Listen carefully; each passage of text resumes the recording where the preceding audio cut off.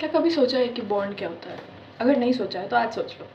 Hi, I am Sheetal and today is day 4 of 10 days 10 unique finance topics. तो आज हम बात करते हैं बॉन्ड के बारे में। बॉन्ड क्या होता है? वेल, बॉन्ड एक ऐसा फाइनेंशियल इंस्ट्रूमेंट है जहाँ आप किसी कंपनी या गवर्नमेंट को पैसा लेंड करते हो for a fixed time period, and उस पैसे के बदले वो गवर्नमेंट या कंपनी आपको कूपन पेमेंट्स देती है कूपन रेट के ऊपर। अब कूपन रेट क्या होता है? Well, coupon rate is similar to interest rate. जब आप कोई बॉन्ड खरीदते हो तो आपको बॉन्ड होल्डर बोला जाता है। ऑन द अदर हैंड, जब कोई कंपनी बॉन्ड इशू करती है उसको बॉन्ड इशूर कहा जाता है। Simple as that, right? अब आप कहोगे कि शीतल, बॉन्ड और डेट सेम सा साउंड नहीं कर रहा है। Well yes, you're right.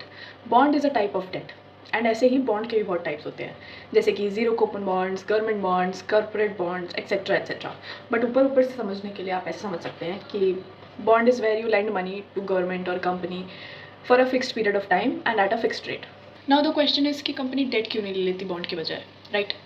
Well, इसका सिंपल सा आंसर है कि bond is a cheaper source of financing when compared to debt. अब अगर बैंक से लोन लिया जाएगा तो कंपनीज ऑब्वियसली प्रोजेक्ट्स के लिए, हैवी प्रोजेक्ट्स के लिए लोन लेती हैं, एंड उनका अमाउंट भी हेफ्टी अमाउंट होता है, राइट? जिन पे इंटरेस्ट रेट बहुत ज़्यादा लगता है क्योंकि वो लॉन्ग टर्म लोन्स लिए जाते हैं।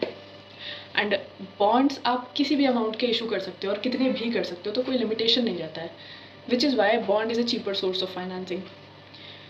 अब बात आती है कि कंपनी या गवर्नमेंट बॉन्ड इशू करती क्यों है। कंपनीज तो बेसिकली अपने बड़े प्रोजेक्ट्स को निपटाने के लिए, उनकी फंडिंग उठाने के लिए बॉन्ड इशू करती है। गवर्नमेंट क्यों करती है? Government money supply and inflation को कंट्रोल करने के लिए बॉन्ड इशू करती है। इसमें आपका एज अ बॉन्ड होल्डर क्या फ़ायदा होता है? वेल, आपको फिक्स्ड कूपन पेमेंट मिलता है मंथली बेसिस पे, या जैसा भी कॉन्ट्रैक्ट में लिखा हो।